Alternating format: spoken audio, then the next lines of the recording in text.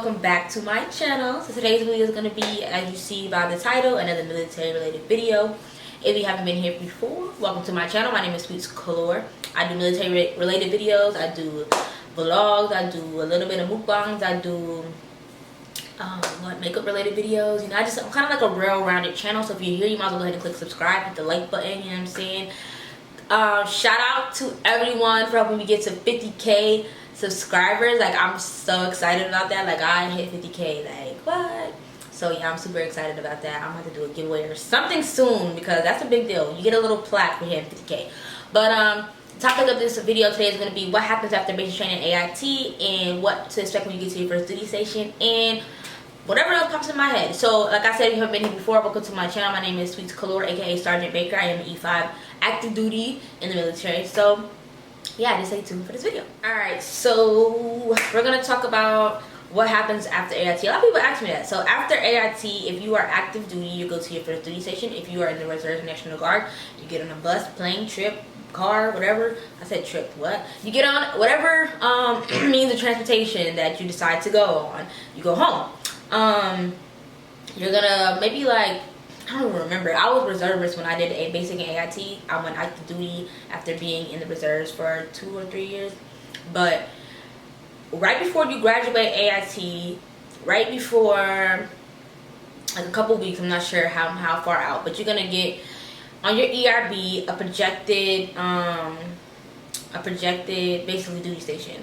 So you'll get on your ERB one day, you'll check it in, you're checking it because you're so excited on when you want to go next, and you'll say Korea or you'll say Germany or say whatever. It's really random. They tell you kind of get to pick your duty station, but honestly you kind of don't. I'm not even gonna lie to y'all. They're like, oh, I picked Korea, I picked Georgia, and I picked Alabama, Washington, and people get freaking Louisiana. So yeah, it all kind of it's all really random. It's basically like the needs of the Army, where the Army needs you to go. Now, it's very rare. It does happen when you might have gotten a place that you picked on your wish list, but pretty much it's really random and you just kind of got lucky.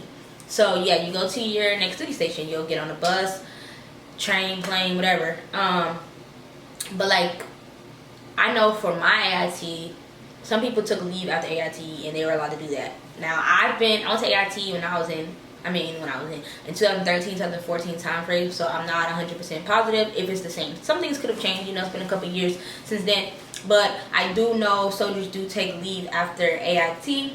Take like, if you say, when I went, we had holiday block leave, so if you do go to basic training or AIT during the Christmas, I think through the 19th through the 3rd or 2nd of December and January, you do get to go home for holiday block leave. So a lot of our soldiers that I went to basic AIT with went home, so they didn't get to go home after AIT because they didn't have enough leave days. So if you wanted to save your leave days and not come home for Christmas, you can do that. Say you're going to Korea or you're going to, you know, overseas, and you at least want to see them right before you leave, then I would suggest saving your leave days and then going when they give you the opportunity to.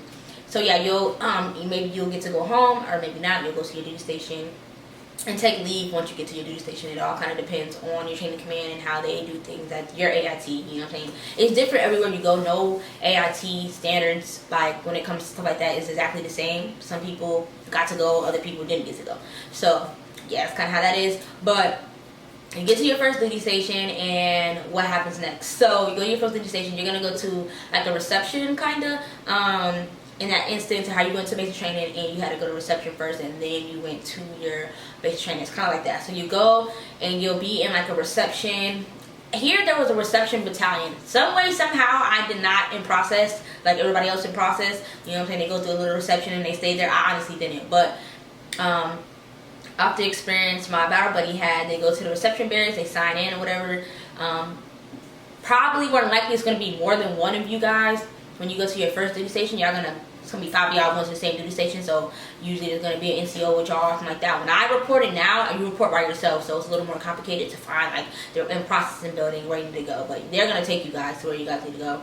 So you go to your process building, you're going to in process, start your paperwork, whatever, they're going to take all your stuff, and you're going to get in process into, like, a temporary barracks, and you'll stay there for probably a week, depending, 2 weeks, depending on your unit and how they do things up there, but 9 times out of 10, it's like about a week, and you're just basically doing the same thing. You're in processing, you're doing paperwork. If you went to Korea, we got shots. Like, you just went through a whole little in-processing period of time. So you in process, and then you finally get to meet you finally get to meet, you know, your unit. So you'll get a sponsor, and your sponsor will take you around all the S shops. So basically that's more in processing once you actually get your 4187 bringing you to the company.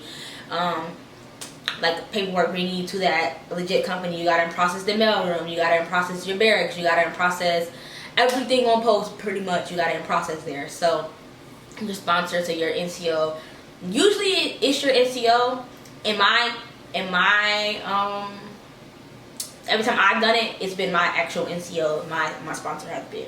So they'll show you around, show you everything, tell you where you need to be at formation, the uniform, everything. Like when you get there, they just fill you in, boom, and next thing you know, next day you need to come to formation, you need to be on time. It's like straight, you in process, all right. Once you get attached to your unit, all right, boom, it's time to go. So you do all that, you in process, and then you get introduced into your first sergeant, get introduced to your commander, and then the next day it's formation, and the next thing you know, you're getting called out, maybe in front of the formation, like introduce yourself, where you're coming from, who are you, blah blah blah. And I personally hate that part. I hate that part because it's just like, it's like being the new kid all over again. So that's what's kind of like what to expect, is being the new kid at high school, in school, when you gotta come and be like, I am Tia, and I came from blah blah blah blah. I like to do this. Like it's like a little bio you gotta do. Like, hi, I'm Sergeant Baker. Previous to this, I was in Korea. I was in Fort Eustis, and now I'm here. I love to mentor soldiers, and I love to be a leader, and blah blah blah. You know, so you kind of like selling yourself a little bit. Like, it's like your first impression. You know, so if you come in there like, yeah, so I'm Private Baker, you know. I like to, I graduated from AIT at Fort Leonard Wood, and I'm specialist. I'm Private Baker. You know what I'm saying? It's like your first impression. It's like a job interview. Like, you know what I'm saying? It's just like, you don't want to come off super, I don't know. You know how you see somebody introduce yourself and like, dang, you know what I'm saying? You're just going to have a positive energy, you know what I'm saying? Just have positive energy, because that's your first impression to the whole company, is however you present yourself when they call you out. So I'm energetic as it is. So I'm like, hi everyone, my name is Specialist Baker. Prior to this, I was in the reserves. They somehow sent me to Korea. I was not happy about it, but we're here. We're gonna make it happen, right? You know, that's just kind of how I am. I'll be nervous as heck, but I'm gonna talk like I'm confident, because you know, they're gonna, especially if you're like an NCO though, you need to come in there with confidence. You can't be in there twiddling your thumbs and like nervous. You gotta go in there like, yeah, so I am this, and this is who I am, you know what I'm saying? So that way they're gonna weed out, you know, the people they think is weak, and y'all just really like high school. And you know how y'all, when y'all saw the new person, you like, oh, they look weak. Not that everybody's thinking that, but you know what I'm saying. I know what I'm getting at, you know what I'm saying? So just have confidence, and if you got a little rank on you, a specialist, and you just coming in, you still a specialist. So the people that's lower ranking than you still have to give you respect. So, you know, just come in there confident, not overly confident. I'm not telling y'all to go in there and boss people around, just saying, just be confident in yourself and, you know, your abilities and your willingness to learn, you know what I'm saying? So, yeah, so you kind of get introduced. Yeah, so you kind of get introduced. So basically what to expect when you get to your first duty station is feeling like the new kid. Like, you're not going to know anyone. You're not going to know where anything is. You're going to need help with everything. Like, it's going to be a little overwhelming for certain people. Some people just come in and it's cool. It's nothing. They like change. I don't really like change. So when I go to a new duty station, I'm like, this is going to be weird. I hope I find somebody I like. I hope I find... And frankly, I ain't found no best friends since I've been out here in Virginia. Like, literally, you know, usually you have that post best friend, that installation best friend, or, you know, somebody you met while you was here and y'all like 8 moon coons. I still haven't found that to this day. But I was so nervous about coming. I'm like, I need to find a friend, or I'm gonna be alone, and who am I gonna eat in DFAC with? Like, you know, just, it's like high school, and everybody looking at you trying to figure out, oh, that's the new girl, oh, that's the new girl, oh, that's the new dude, oh, that's the new dude. It's just like that. But don't be scared. It's gonna be fine, you know what I'm saying? Don't expect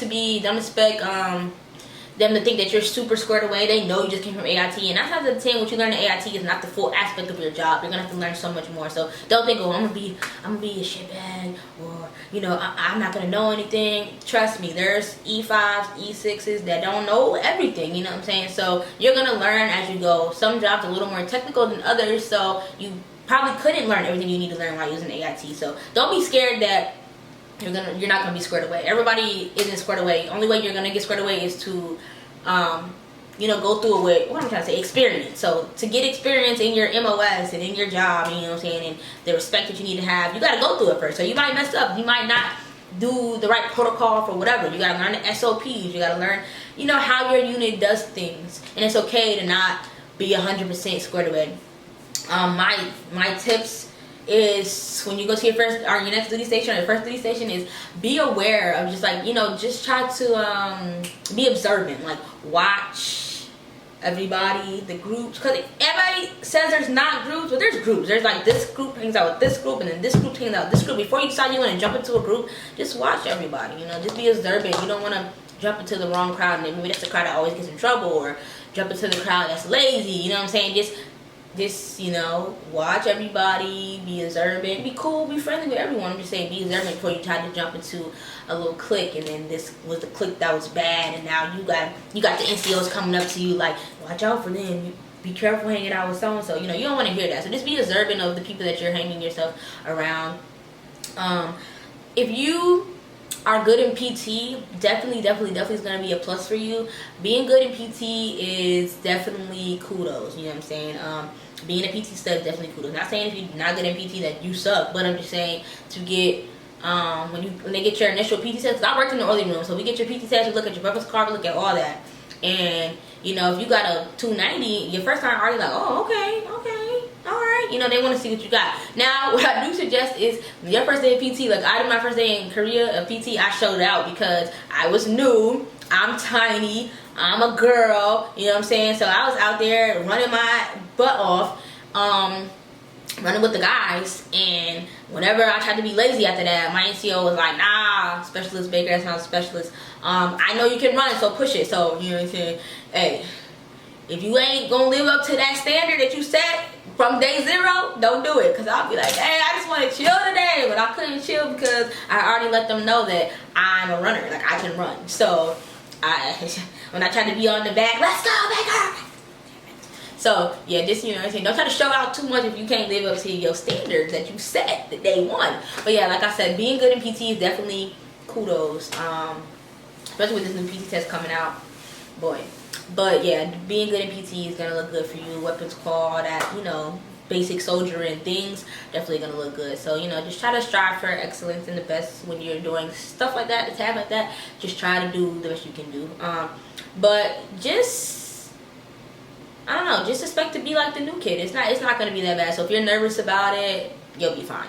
You're gonna be new for like 2 seconds, and next thing there's gonna be a new person. There's gonna be another new person. It's gonna be a new person. Next thing you know, you're the old head. You know what I'm saying? But it does take a little bit to adjust to, because maybe you're coming from, maybe nobody got your duty station and you are going by yourself, or maybe just 2 of y'all and the one person that was coming with you wasn't somebody that you knew, but at least you got somebody. You know what I'm saying?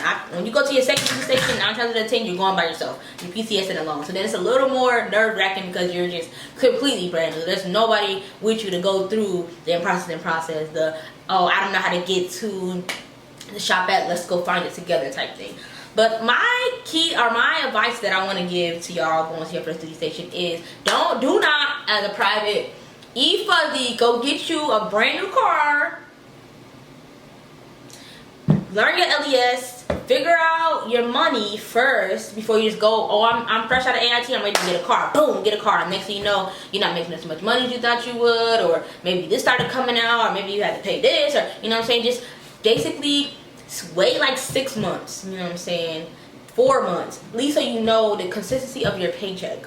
So that's my biggest thing for privates just not coming in. A lot of them want to go get a Camaro, like the meme, go get a foreign, a Mercedes, a BMW, whatever, you know what I'm saying? Because maybe like me, I didn't have a car before I went to the reserves. I didn't have a car, but I bought me a little 2007 Honda. I didn't go buy no expensive car. So, and then you don't have no credit. Like, just take somebody with you, take your NCO with you, think about the car you want, do your finances, write it down, you know what I'm saying, before you just go out there and just buy a car, and next thing you know, your interest rate is 24% and your car payment is $699 and your insurance is $250. You know what I'm saying? Then that's what I say, $699, so that's $7, $8, $9, $950, and your check is $536 every 2 weeks. What you gonna do, sis? What you gonna do, bro? So you know what I'm saying? Just be patient. You're gonna get the car that you want, but you might have to get you a little real quick, a little tink tink real quick. You know what I'm saying? Ain't nothing wrong with that. Yeah, it's nothing wrong with that. You know what I'm saying? Getting you a little Honda and then calling it a day. You know what I'm saying? But yeah, so just don't go get a brand new car until you know for a fact you're gonna be able to until you know you're gonna be able to pay it. You know what I'm saying? Or take somebody with you that is your NCO. It don't gotta be your direct NCO because you don't have anybody in your business, but maybe an NCO from another section that you're pretty cool with or something like that. Take somebody that's going to help you and give you the right advice in the right direction, because a lot of people that's privates coming in are 18, 19 years old, and we don't know a lot at that age, you know what I'm saying? So I know you probably want to do stuff on your own, but just take somebody that knows what they're talking about with you, especially if you're in a duty station where your parents are not with you, you know what I'm saying? So yeah, and I also want to say, pay yourself first. So before you go out to the club, if you're 21 and you're drinking, because if you're not 21, you shouldn't be drinking anyway. So anyway, you can still go out, but don't be drinking. Don't be drinking. Don't be doing that. Don't ruin your career before you start. All right. But you gotta pay yourself first. So say your check is $236 every 2 weeks. So that's $1,000 some change. You know what I'm saying? 1,000 something.